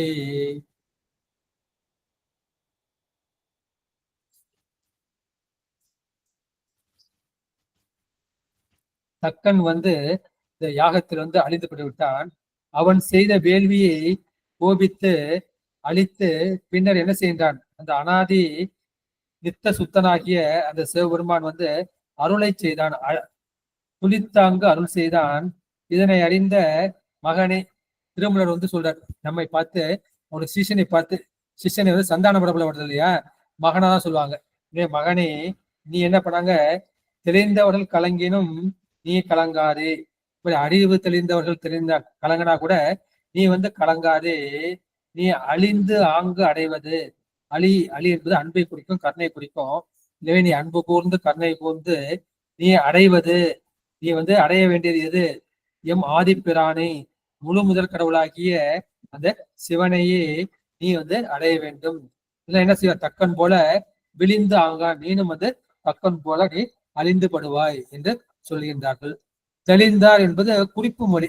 அதை வேதங்களை ஓதி தெளிந்தவர்கள் அல்லது அந்த ஆகமங்களை ஓதி தெளிந்தவர்கள் அவர்கள் என்ன செய்வார்கள், என்கிட்ட வந்து ஆகம தெரியும், எனக்கு வேதம் தெரியும்னு அந்த அகங்காரம் இருக்கும், அந்த வித்யா அகங்காரம் இருக்கும். அந்த அகங்காரம் தான் பிரம்மனுக்கும் தச்சனுக்கும் வந்து இருந்தது. படிப்பவனுக்கு வந்து எப்பயுமே தலைநிலை தான் இருக்கும், தரிக்கின்னு இருப்பான், வணங்க மாட்டான். எனவே அந்த அகங்காரம் வந்து இந்த கல்வி செருக்கு வந்து இருக்கும். இந்த கல்வி செருக்குடைய இந்த பிரம்மன் தக்கன், நீ அழிந்து ஆங்கு அடைவது. அதாவது மாணிக்கவசலோட அழிபவர், மாணிக்கவசல திருசைப்பா, அழிபவர் உள்ளத்து ஆனந்த கனியே என்று சொல்லுவார் இல்லையா, ஒளி உலர் விளக்கே உழப்பிலா ஒன்றே. அந்த பாட்டுல வந்து அழிபவர் உள்ளத்து ஆனந்த கனியே, எப்படி கருணை உடையவர்களது அன்புடையவர்களது அந்த நெஞ்சத்தில் ஆனந்த கனியாக இருப்பவன் வந்து பெருமான் தான். எனவே நீ மனம் கடிந்து அடைய வேண்டியதும் அந்த சிவபெருமான் தான். இந்த நிறைவு பாடலின் திரண்ட கருத்து. தூய்மொழியான், தூய்மொழிங்கிறது அந்த வேத மொழியர், வேத மொழியர் வெண்ணிற்றச்செம்மேனியர் நாதப்பறையினர் அன்னே என்னும் நாதப்பறையினர் நான்முகன் மாலக்கும் நாதரின் நாதரார் அன்னே என்னும். சுழிந்து ஆங்கு அருள் செய்தான். முதல்ல பெருமான் வந்து சுழிக்கிற முகம் சுழிஞ்சு போய் அர்த்தம், கோபம் இருக்குன்னு அர்த்தம். அது மாதிரி முதல்ல கோபம் அடைந்து பிற்பு வந்து அருள் செய்தான். நீ அந்த மாதிரி தப்பு செஞ்சு தண்டனை வாங்கி நீ வந்து திருந்தாத, எடுத்தவனே என்ன பண்ண, நீ போய் அன்பை பற்றிக்க, கருணையை பற்றிக்க. அந்த மாதிரி பற்றிக்கிட்டீங்கன்னா உனக்கு என்ன செய்யும், பெருமான் வந்து கிடைப்பான் என்பது இது ஒரு கருத்து. இன்னொன்னு இந்த பாட்டை வந்து ஒரு பாடத்துல வந்து தூய் மொழியானேன்னு இருக்கு, இன்னொன்று தூய் மொழியாலேன்னு இன்னொரு பதிப்புல வந்து இருக்கின்றது. தூய் மொழியாலே அப்படின்னா அது வந்து அம்பாளை வந்து குறிக்கும். பெருமானுடைய சக்தியாக இருப்பது இது வந்து அம்பாள் தான். சிவபெருமானை இகழ்ந்தமையால் விழிந்து ஆங்கனது தக்கன் வேள்வியை, சிவபெருமானை இகழ்ந்தமையால் அப்போது செத்து போன அந்த தக்கனது வேள்வியை அழியுமாறு வைதும் வீயன அழித்த துளித்து ஆங்கு கோபம் கொண்டு அருள் செய்து அனைவரையும் மீள எழுமாறும் அந்த வாழ்த்தியும் அருளி செய்த தூய்மொழியாலே, அந்த தூய்மையான வாய்மையுடைய எங்கள் உமாதேவியே, எங்கள் அண்ணாகிய உமாதேவியே, யாவர் தெளிந்தார் கலைஞரும் தெளிந்தார்னு ஒண்ணு இருக்கு, இன்னொன்று நெளிந்தார்னு இருக்காங்க. எனவே யாவர் தங்கள் மனசு நெளிந்து மன திருப்பத்தை இழந்து கலங்கினும் நிலை கலங்கினும் பிறரை சார்ந்த பொழுதிலும் ஆணவமலத்தை சார்ந்த போதிலும் நீ என்ன செய்யணும்? நீ கலங்காதே, நீ நிலை கலங்காதே, நீ இந்த ஆணவம் கண்மையை சாராதே, நீ எதோட சாரணும்? அந்த அன்பாகிய அந்த சிவபெருமானை சார்ந்தால் உனக்கு அந்த பெருமானையே கிடைப்பான் என்ற கருத்தை நிறைவு கருத்தாக இப்போது சொல்லியிருக்கின்றார்கள். உமாதேவி என்னன்னா, இந்த உமாதேவி என்ன செய்தார்? அவர்கள் தன்னுடைய கருணையினால் எல்லா தேவர்களுக்கும் அவர் அருள் செய்தார் என்ற அந்த கருத்து இந்த பாட்டு சொல்லப்பட்டிருக்கிறது. இப்போது நம்ம ரெண்டு பார்க்கலாம். ஒண்ணு இந்த கந்த புராணம். இந்த கந்த புராணத்தை முழுமையா பார்க்கணும் அப்படின்னா இந்த தட்சன் வெளி பத்தி கிட்டத்தட்ட ஒரு 12 மணி நேரம் இருக்குது. இது நம்ம என்ன செய்யலாம், ஒரு 10 நிமிஷத்துல பாக்குற மாதிரி. தச்சன் வேலியை அழிப்பது தச்சன். தச்சன் வேலி வளர்க்கின்றான். வேள்விக்கு சிவபெருமானை அவன் அழைக்கவில்லை. அழைக்காமல் மற்ற எல்லா தேவர்களையும் அழைக்கின்றான். அவனுடைய மகளாகிய அந்த அம்பாள் தட்சாயினி அவளையும் அழைக்கவில்லை. இப்படி அழைக்காமல் அவமானம் செய்கின்றான். அப்போது என்ன செய்கிறார்கள்? அவன் வேள்வி வளர்க்கின்றான். அந்த வேள்வியில என்ன செய்யனா, அந்த வேள்வி தீ வளர்கின்றது. வளரும் போது அப்போது அந்த இடத்துல பிரணவமாகி அந்த வேதம் வருகின்றது. இந்த வேதம் என்ன சொல்றதுன்னா, தட்சனே, நீ செய்யக்கூடிய இந்த யாகத்தில் முதல் அவிர்வாகத்தை பெறக்கூடியவர் அந்த பரமசிவன் தான். இதை நான் அநேக தடவை சொல்லுகின்றேன். எனவே யாகங்களுக்கு அதிபதியான அந்த மகாதேவனுக்கு நீ அவிர்வாகத்தை அளித்து அவரை திருப்தி அடைய செய். அதனால் அவர் திருப்தி அடைவார். அப்போது உலகம் நன்மை பெறும். எனவே அந்த உலகங்கள் அனைத்தும் அவருடைய உத்தரவுப்படிதான் இயங்கிக் கொண்டிருக்கின்றது என்று அந்த வேதம் சொல்கின்றது. அதனால் என்ன செய்கின்றான்? அந்த வேதத்தின் சொற்படி நடக்க நான் விரும்பவில்லை. நான் தச்ச பிரஜாபதி, எனக்கு வேதம் தெரியும், எல்லா சாஸ்திரமும் எனக்கு தெரியும் அப்படின்னு அவன் சொல்றான். உடனே அந்த வேதம் என்ன செஞ்சது? அது சிவபெருமானை வணங்கி அந்த யாகசாலையை விட்டு சென்று விடுகின்றது. அப்போது வீரபத்திரர் அங்க தோன்றுகின்றார். அவர் பத்திரகாளியோடு வருகின்றார். பத்திரகாளி அந்த யாகசாலையை முற்றுகையிட்டு சொல்லி இருக்கின்றார்கள். எனவே அப்ப எல்லாம் பாக்குறாங்க. இந்த வீரபத்திரரும் அந்த பத்திரகாளியும் அப்பேற்பட்ட உக்ரரூபத்தோடு இருக்கின்றார்கள். இவர்கள் பார்வதி பரமேஸ்வரன் கோபத்திலிருந்து உண்டாகியவர்கள். எனவே இந்த மாதிரி உக்கிரமான கோபத்தோடு வருகின்றார்களே என்று அந்த தேவர்கள் எல்லாம் பயப்படுகின்றார்கள். அப்போது வீரபத்திரர் என்ன செய்கின்றார்னா, ஒரு கொம்பு வாத்தியத்தை வாசித்து கொண்டே தட்சனை நெருங்குகின்றார். அந்த வாத்தியத்தின் ஓசையை கேட்டவுடனே எல்லா தேவர்களும் பயந்து ஓடுகின்றார்கள். அப்போது பூமியோடு மேருமலையும் வெடித்து சிதறுகின்றது. எல்லோரும் மயங்கி விழுகின்றார்கள். அந்த வெளியேறி செல்ல முயன்றவர்களை அந்த பூதவர்கள் என்ன துரத்தி அந்த யாகசாலையிலே திருப்பி அடிக்கின்றார்கள். அப்போது மூர்ச்சித்து விழுந்த அந்த தட்சன் நீ யார்? நீ எங்கேருந்து வர அப்படிங்கிறப்ப அப்போது வீரபத்திரர் சொல்கின்றார், நான் தேவாதி தேவனும் சூலபாணியுமான மகாதேவனுடைய அந்த மைந்தன், அவனோட குழந்தை நான். நீ செய்யக்கூடிய இந்த தவத்தில் பெருமானுக்கு அவிர்வாகத்தை கொடுக்கவில்லை. எனவே அவிர்வாகத்தை நீ கொடுத்தால் அதை வாங்கி கூட நான் போய்விடுகின்றேன். எனவே பரமேஸ்வரருக்கு சேர வேண்டிய அவிர்வாகத்தை நீ என்னிடம் கொடுத்துங்கிறார். அப்போது இந்த சங்கரனுக்கு நான் அவிர்வாகம் கொடுக்க மாட்டேன். ஏன்னா அவருக்கு தமோ குணம் உடையவர்.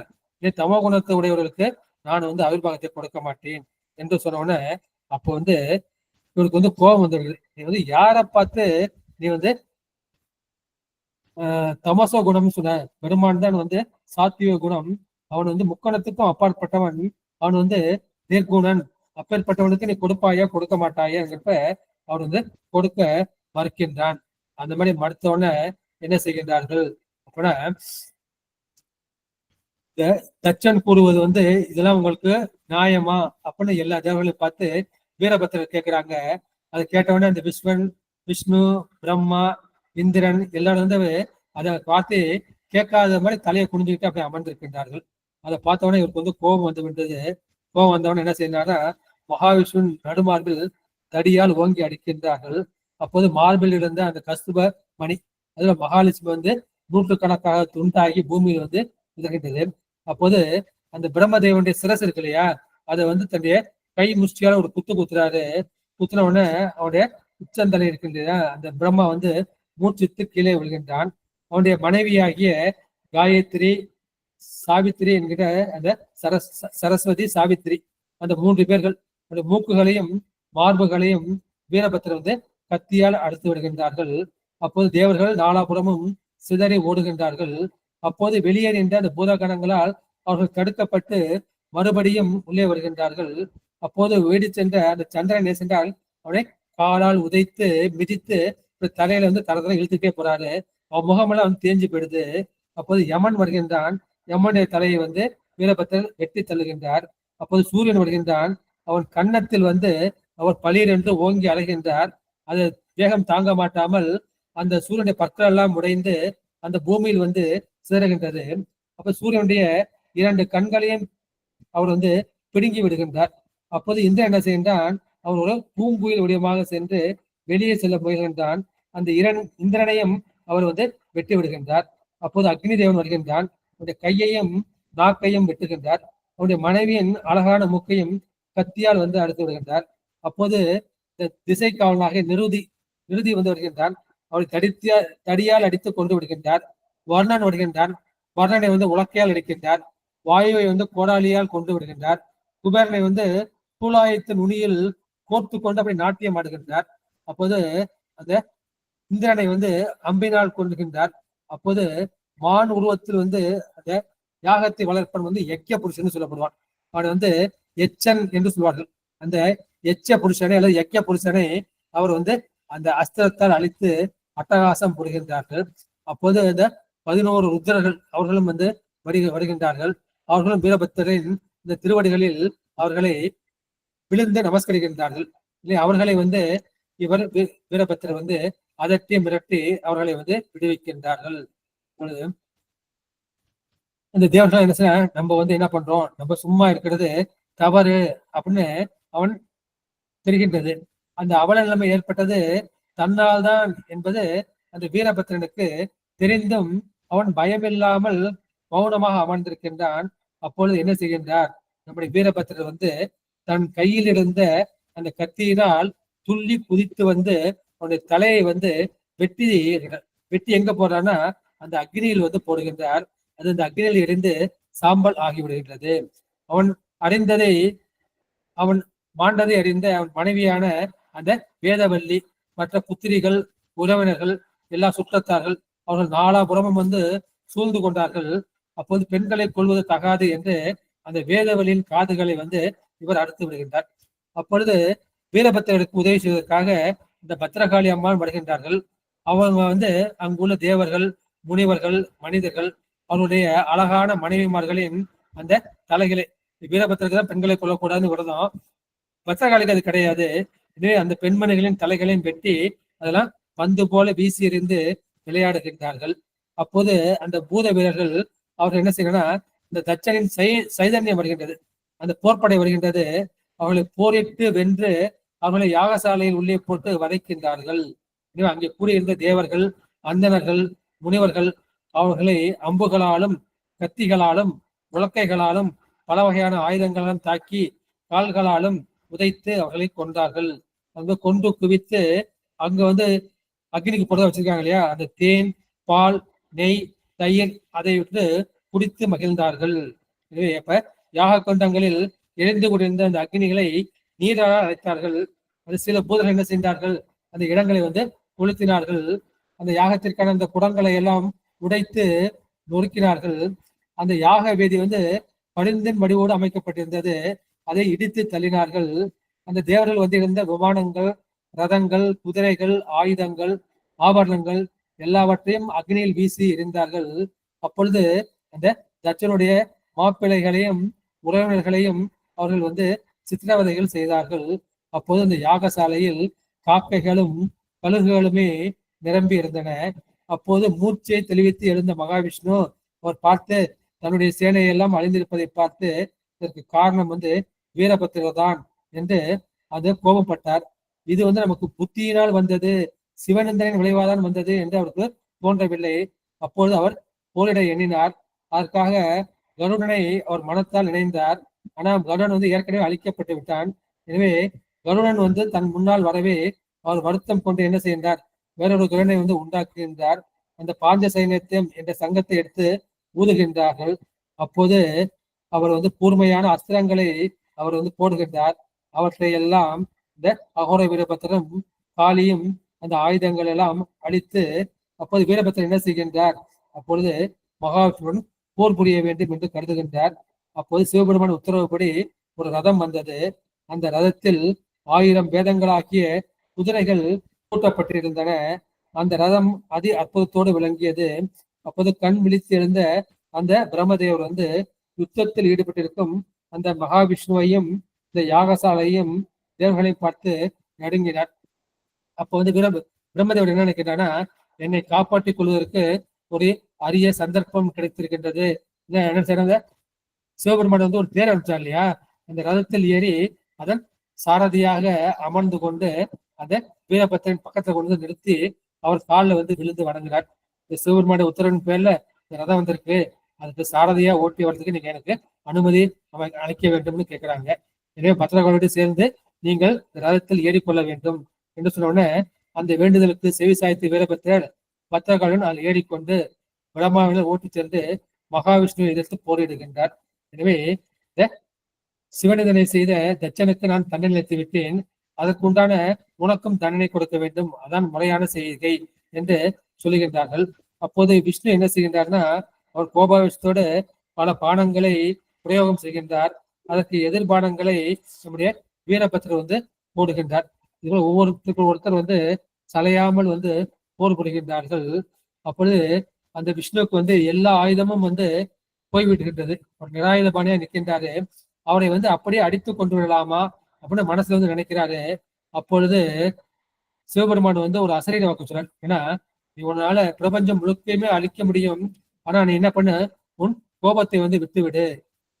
திருமால் வந்து அவன் காக்கும் கடவுள், இப்பொழுது அவன் தன் தவறை உணர்ந்து விட்டான் என்று சிவபெருமான் அசரீரியாக சொல்கின்றார்கள். எனவே அப்போது விஷ்ணுவை என்ன செய்தார், அவர் கீழே விழுந்து வணங்கி, பெருமானே என் தவறை நீங்கள் பொறுத்து கொள்ள வேண்டும் என்று அவரை வணங்கிவிட்டு வீரபத்திரனும் வணங்கி, சிவபெருமானின் கட்டளையை நிறைவேற்றும் வண்ணம் நீங்கள் வந்தீர்கள் என்று உங்களை பழித்து பேசிவிட்டேன், அறிவில்லாத என்னை நீங்கள் மன்னிக்க வேண்டும் என்று வேண்டுகின்றார். அப்பொழுது வீரபத்திரன் வந்து அவரை மன்னிக்கின்றார், சிவபெருமானும் மன்னிக்கின்றார். அப்போது மகாதேவர் வந்து தம் தேவியான பார்வதியோடு ரிஷபவாகனத்தில் ஏறி நந்தி தேவர் கணவனோடு அந்த இடத்துல வந்து காட்சி கொடுக்கின்றார்கள். இதை இப்ப எல்லாம் இறந்து போயிட்டாங்க, அவர் வந்து உயிர்ப்பிக்க வேண்டும். அதை உயிர்ப்பிப்பதற்காக அப்பொழுது நம்முடைய உமாதேவி அவர் வந்து பரமசிவனை நோக்கி, பெருமானே, இங்கே உயிர்ந்திருக்கும் தேவர்களும் மற்றவர்களும் உங்களுடைய பெருமையை அறிந்து கொள்ளாமல் மமதை கொண்டு இந்த அழிவை வந்து அடைந்து விட்டார்கள். இது எல்லாம் எதனால் நடந்தது, இதெல்லாம் வந்து என்னால் தான் நடந்தது. தச்சனுக்கு வந்து பெண்ணா பிறந்த இந்த பெண்ணை பார்த்து நீங்க ஆசைப்பட்டு கட்டிக்கிட்டீங்க, என்ன நீங்க வந்து அவன்கிட்ட கேட்காம கட்டிக்கிட்டீங்கன்னா அவன் வந்து கர்வம் வந்து விட்டுச்சு, அதனால என்னாலதான் அது நடந்து விட்டது. எனவே இது என் நிமித்தமாக விளைந்தது. எனவே நீங்க என்ன பண்ணும், என் மீது தயை கொண்டு இங்க இறந்த அனைவரும் உயிர் பெற்று எழ வேண்டும் என்று சொல்கின்றார். அது போல நம்முடைய பெருமானும் வீரபத்திரரை பார்த்து இவர்கள் அனைவரும் உயிர் பிழைப்புக்கும்படி செய் என்று சொல்கின்றார்கள். அந்த போல மாண்டு கிடந்த தேவர்கள் எல்லோரும் உறக்கத்தில் இருந்து விழித்தவரை போல உயிர் பெற்று எழுந்து பார்வதி பரமேஸ்வரை வந்து வணங்குகின்றார்கள். கருணை கடலே, மகாதேவரே, உங்கள் கருணையினால் நாங்கள் எங்கள் பாபத்திலிருந்து விடுவிக்கப்பட்டோம். எப்பொழுது நீங்கள் தண்டித்தீர்களோ அப்பொழுது எங்கள் பாபம் எல்லாம் போய்விட்டது. நீங்க வந்து புண்ணிய நதியாக கங்கையே தலையில் தடித்தவர்கள், அதாவது அக்னியை கையில் தாங்கினீர்கள். எனவே நீங்கள் தான் இப்போது எங்களை காத்திருக்கின்றீர்கள் என்று அவர்கள் பலவாறாக வணங்கி துதிக்கின்றார்கள். அப்போது விஷ்ணு பிரம்மானு சகலலோக நாயகரே மகாதேவரே, நீங்க என்ன பண்ணும், இந்த தட்சனுடைய உயிரையும் வந்து பிழைத்து எழும்படி செய்ய வேண்டும் கேட்கிறாங்க. அப்போது பெருமான் வந்து வீரபத்திரை வந்து நோக்குகின்றார். வீரபத்திரர் என்ன செய்கின்றார், அந்த இந்த கணங்களுக்கு தலைவான அந்த பானுகம்பனை வந்து கூப்பிடுகின்றார். அந்த பானுகம்பன் போய் தட்சனின் உயிரற்ற சடலத்தை கொண்டு வருகின்றான். அந்த தலையற்ற சடலத்தை வந்து அங்கு வச்சோடனே வீரபத்திரர் வந்து அப்போது தலையிலிருந்த ஒரு ஆற்றினுடைய தலையை வைத்து உயிர் ஊட்டினார். ஏன்னா அவனுக்கு தலைக்கணம் அதிகமா இருந்தது, கர்வம் அதிகமா இருந்தது.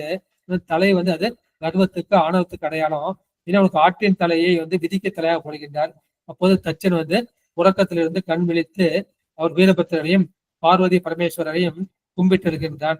அப்போது பரமசிவன், தச்சனே நீ அஞ்ச வேண்டாம், நான் உனக்கு பிரசன்னமாகிவிட்டேன், உன்னுடைய தவறை எல்லாம் மன்னித்து விட்டேன் என்று சொல்கின்றார்.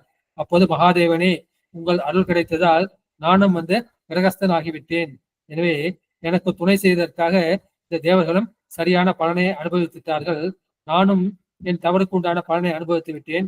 எனவே என்னுடைய எல்லா தவறுகளையும் நீங்கள் மன்னிக்க வேண்டும் என்று சொல்கின்றார்கள். அதுபடி அவர்களை மன்னித்து விடுகின்றார்கள். அப்போது பார்வதி தேவி வந்து வீரபத்திர வந்து அவருடைய குழந்தை இல்லையா, அந்த வீரபத்திர குழந்தையை அளவிச்சு முதுகுல வந்து தடவி கொடுத்து உனக்கு வேண்டிய வரங்களை கேள்வி சொல்றார்கள்.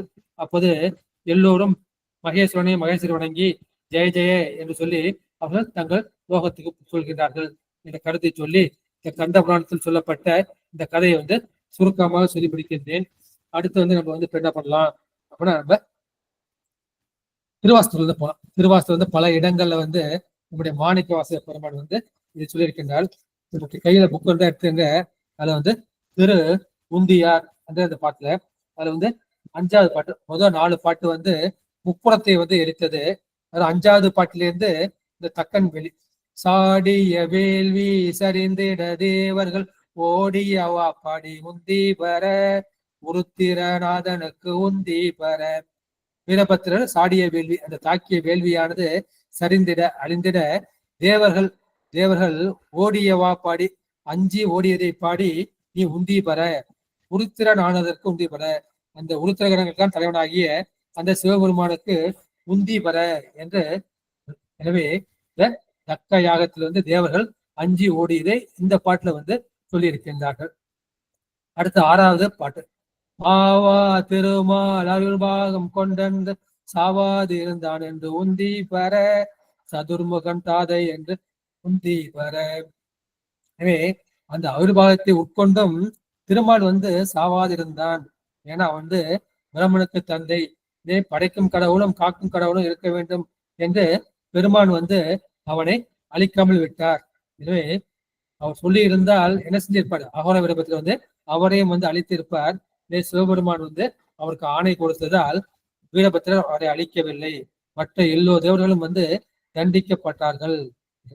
தண்டித்தது கூட என்னது, அவங்களுக்கு பெருமான் செய்த அந்த கருணை செயல்தான். நயனங்கள் மூன்றுடைய நாயகனே தண்டித்தால் சயமன்றோ வானவர்க்கு குழலாம் சாலையாலோ. திருச்சால பாடுவார். எப்ப பெருமானால் தண்டிக்கப்பட்டதோ அப்போது அது உனக்கு வெற்றி தான். ஏன்னா உன்னுடைய பாவம் எல்லாம் மன்னிக்கப்படுகின்றது. அந்த கருத்து சொல்லப்படுகிறது. அடுத்த பாட்டு வெய்ய வணங்கி விழுங்க திரட்டிய கையை தரித்தான் என்று உந்தி பெற கலங்கிட்டு வேள்வி என்று உந்தி பெற. வெய்யவன் அங்கி, வெய்யவன்னா அந்த கொடுமையான வெப்பத்தை உடைய அந்த அக்னி தேவன், அவன் விழுங்க திரட்டிய அந்த அவியை விழுங்குவதற்காக அந்த அவிர்வாகத்தை திரட்டுகின்றான். அந்த திரட்டியை கையை தரித்தான் என்று உந்தி பெற அந்த கையை வீரபத்திரர் வெட்டினார். அப்போது கலங்கிட்டு வேள்வி, அந்த யாகமே கலங்கியது. இந்த அவிர்வாகத்தை கைகள் மூலமா தான் திரட்டை கொடுக்கிறார் அந்த அக்னி தேவன். அந்த அக்னி தேவன் கையை அகோர வீரபத்திரர் தரிக்கின்றார். இதே வேள்விகளுக்கு அந்த தீதான் தலைமை பொறுப்பை தாங்கியது. அந்த தலைமை தான் என்ன செய்யுது, அந்த தேவர்களுக்கு வாய் வழியாக இந்த கை மூலமாக இது அவிர்வாகத்தை கொடுக்கின்றது என்ற அந்த கருத்து கொடுக்கிறது. எனவே ஆற்றல் மிக்க அந்த அக்னியின் கையை வெட்டினார் வீரபத்திரர். 8வது பாட்டு. பார்ப்பதியை பகை சாற்றிய தக்கனை பார்ப்பது என் நேடி உந்தி பெற பனைமூலை மகனுக்கு உந்தி பெற. தன் மகளாகிய அந்த பார்வதி தேவியே இவர் பரமேஸ்வரனுக்கு தேவியாக ஆகிவிட்டார் என்று அவரை பகையாக நினைத்த அந்த தக்கனை பார்ப்பது எண்ணேடி உந்தி பெற. அந்த கண்ணால் பார்ப்பது கூட தகுதி இல்லவன் அவன் கிடக்குறான். நினைச்சு பனைமுலை பாகனுக்கு உந்தி பெற. அந்த பனைத்த முலையுடைய உமாதேவியை உருவகம் கொண்ட அந்த சிவபெருமானுக்கு உந்தி பெற என்று பாடியிருக்கின்றார். அப்போது தட்சன் மகளால் பிறந்ததால் அவருக்கு தாட்சாயினி என்ற அந்த நாமத்தோடு இருந்தால் உமாதேவி. எனவே அவன் என்ன செய்யறான், தக்கன் அவன் தன்னையும் தாட்சாயனாகிய தன்னையும் தன் தலைவனாகிய அந்த பரமேஸ்வரனையும் பகைத்தமையால் அவன் சார்ந்து வந்த அந்த தேகமே எனக்கு வேண்டாம், எனக்கு தாட்சாயினிங்கிற தேகமே வேண்டான்னுட்டு அந்த உடம்பை அம்பாள் விட்டு விடுகின்றார்கள். அந்த விட்டு விட்டு அந்த உடம்பை பெருமான் என்ன செய்யறார், தோளில் சுமந்து தெரிகின்றார். அம்பாள் மேல அவளுக்கு அவ்வளவு பாசம். அவளை விட்டு அவளால் நீங்க முடியல. அதை பார்த்தோன்னே அவருடைய மைத்துனராகிய அந்த மகாவிஷ்ணு என்ன செஞ்சாரு, அந்த உடம்ப 51 துண்டா அறுத்து வீசுறாரு. அந்த 51 துண்டுகள் விழுந்த இடங்கள் தான் அந்த 51 சக்தி பீடங்களாக மாறுகின்றது. எனவே பெண் குல தலைவியாகிய அந்த பராசக்தியை அவமதிப்பவன் அவனை நீ பார்க்க கூட கூடாது, பார்ப்பது என்னிடையே அவனை பார்ப்பதே கூடாது, அவனை உறவு கொள்ளக்கூடாது என்று. அப்ப நம்ம யாரை பார்க்கணும் அப்படின்னா, பெண்மையை உயர்த்தக்கூடிய அந்த பெருமான் அந்த பெண்ணையே தன்னை ஒரு பாகமாக கொண்டான், அவனை நீ பார் என்று சொல்கின்றார்கள். அடுத்து 9வது பாட்டு.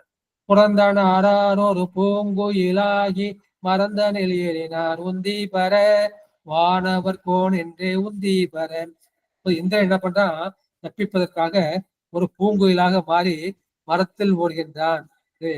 அவன் யாருன்னா வானவர் கோன், தேவர்களுக்கெல்லாம் 33 கோடி தேவன் தலைவன், அவன் அரசன். அவனே என்ன செஞ்சான், தன்னுடைய உருவை மாற்றிக்கொண்டு பூங்குயிலாக ஓடி தப்பித்தான் என்று சொல்லுகின்றார்கள். இல்லை, இந்திரனாகிய தேவர் தலைவனே அவன் நம்ம வேள்விக்கு வந்து விட்டான். அப்ப நமக்கு என்ன குறைன்னு அதை நம்பி இருந்த தக்கனை இவன் ஏமாற்றி விட்டான். அந்த செய்தி இந்த பாட்டுல சொல்றாங்க. இந்த புயலுக்கு என்னன்னா, இதுக்கு கூட்டம் அமைச்சு குஞ்சு பொறிக்க தெரியாது. அது போய் என்ன பண்ணும், காக்கா கூட்டுல போய் அதுல போய் என்ன பண்ணும், முட்டையிடும். அங்க போய் தான் குஞ்சு பொறிக்கும். குஞ்சு பொறிக்கப்ப கத்துறப்ப என்ன செய்யும், காக்கைக்கு தெரியும். தெரியறப்ப என்ன செய்யும், அந்த புயல் குஞ்சு பறந்து ஓடிவிடும். எனவே இந்த காகைன் என்ற பறவையின் பாதுகாப்பில் வளர்ந்து பருவம் வந்ததும் அது இந்த கூட்டை விட்டு பறந்து போய்விடும். அது போல அந்த இந்திரன் என்ன பண்ணான், அவன் இந்த அவி தின்பதற்காக அந்த ஆசையில் வந்தவன், அவன் உறவாடி கழித்து உற்றான் போல நடித்தவன், இப்ப வீரபத்திரம் வந்தவன பயந்து போய் வேறொரு கொண்டு ஓடினான் என்ற அந்த கருத்தும் இங்கு வெளிப்படுகின்றது. இந்த ஆணவம் என்ன செய்யுது, ஞானத்தின் நிற்காது. இந்த திருவுந்தியாருக்கு என்ன தலைப்பு கொடுத்திருக்கிறது, ஞானத்தின் வெற்றி, ஞான ஜெயம்னு சூட்டுவார். இது ஞான வெற்றி. அடுத்து 10வது பாட்டு. வெஞ்சின வேள்வி வியாத்திரனார் தலை துஞ்சினவா பாடி உந்தி பெற தொடர்ந்த பிறப்பற உந்தி பெற. வெஞ்சின வேள்வி, கொடிய கோபத்தோடு இயற்றப்பட்ட அந்த யாகத்திலே ஏற்பட்ட அந்த கேள்வி, அதில் வியாத்தினாரா தலை. வியாத்திரனா அந்த யாகங்களுக்கு தலைவனாக இருந்து நடத்தக்கூடியவன், அவன் வியாத்திரன் அல்லது எச்சன்னு சொல்லக்கூடிய அந்த எச்சனுக்கு தலை துஞ்சினவா பாடி, அதை அழிமை பாடி உந்தி பெற தொடர்ந்த பிறப்பற பெற. அப்ப என்ன செய்யும், இந்த பிறப்பு எப்படி வருகின்றது, அது வெள்ளம் போல, ஆட்டு வெள்ளம் போல அது தொடர்ந்து வருகின்றது. அப்பேற்பட்ட அந்த மறுபிறப்பும் பிறப்பு அற, இந்த மறுபிறப்பு அறுவதற்காக உந்தி பெற. தக்க யாகத்தில் இந்த வியாத்திரன் என்பது தலைமை தாங்கி என்ன செய்கின்றான், இந்த வேலையை நடத்துகின்றான். அப்போது வீரபத்திரன் என்ன செய்கின்றார், அவன் தலையை அடுத்து மறுபடியும் உயிர்ப்பிக்கும் போது அந்த மான் தலையை கொடுத்து உயிர்ப்பிக்கின்றார் என்று சொல்கின்றார்கள். இதை நம்முடைய திருத்தாண்டகத்துல கூட நம்முடைய அப்பர் பெருமான் பாடியிருக்கின்றார்கள். பல அன்பர்கள் தெரியும். எச்சனன் இனத்தலை கொண்டார், எச்சனுடைய தலையை கொண்டார். சொல்றாங்க பகன் கண் கொண்டார். சூரியன்ல 12 சூரியர்கள் இருக்கின்றார்கள். துவாதச ஆதித்யர்கள் 12 சூரியர்கள். அதுல பகன், அந்த பகன்கிற அந்த சூரியனுக்கு கண் கொண்டார், அந்த கண்ணை படித்துக் கொண்டார். இரவுகளில் ஒருவன் பல் இருத்து கொண்டார். அந்த 12 ஆதித்தர்களை ஒருத்தன் போல அவன் பல்லை இழுத்து கொண்டார். மெச்சன் வியாத்திரான் தலையும் வேறாக கொண்டார். அந்த வியாத்திரன் தலையை மான் தலையாக கொண்டார். விழல் அங்கி கரம் கொண்டார். அந்த பெருமையுடைய அந்த அங்கியின் கரம் கையை கொண்டார். வேள்வி காத்து உச்ச நமன் தாள் அடுத்தார். அந்த வேள்வியை பாதுகாக்க யமனின் கால்களை அடுத்தார். சந்திரனை உதைத்தார். சந்திரன் காலால் உதைத்து தேய்த்தார். உணர்வில்லாத தக்கன் தன் வேள்வி எல்லாம் அச்சமேல அழித்து கொண்டு அருளும் செய்தார். அவனுக்கு சிவ உணர்வு இல்லை. அப்பேற்பட்ட தக்கன் வேள்விகள் எல்லாம் எல்லோருக்கும் அச்சமேல அழித்து கொண்டு அருளும் செய்தார்.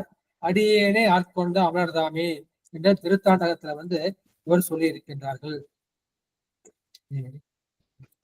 அடுத்து 11வது பாட்டு. ஆட்டின் தலையை விதிக்கு தலையாக கூட்டியவா பாடி உந்தி பெற கொங்கை கொழுங்கன் என்று உந்தி பெற. இந்த பிரம்மணர்களுக்கு தச்ச பிரஜாபதிக்கு தலையாக விளங்கும்படி ஆட்டின் தலையை கூட்டினார். அதை நீ பாடி உந்தி பெற. தச்சனுக்கு என்ன செய்யணும்?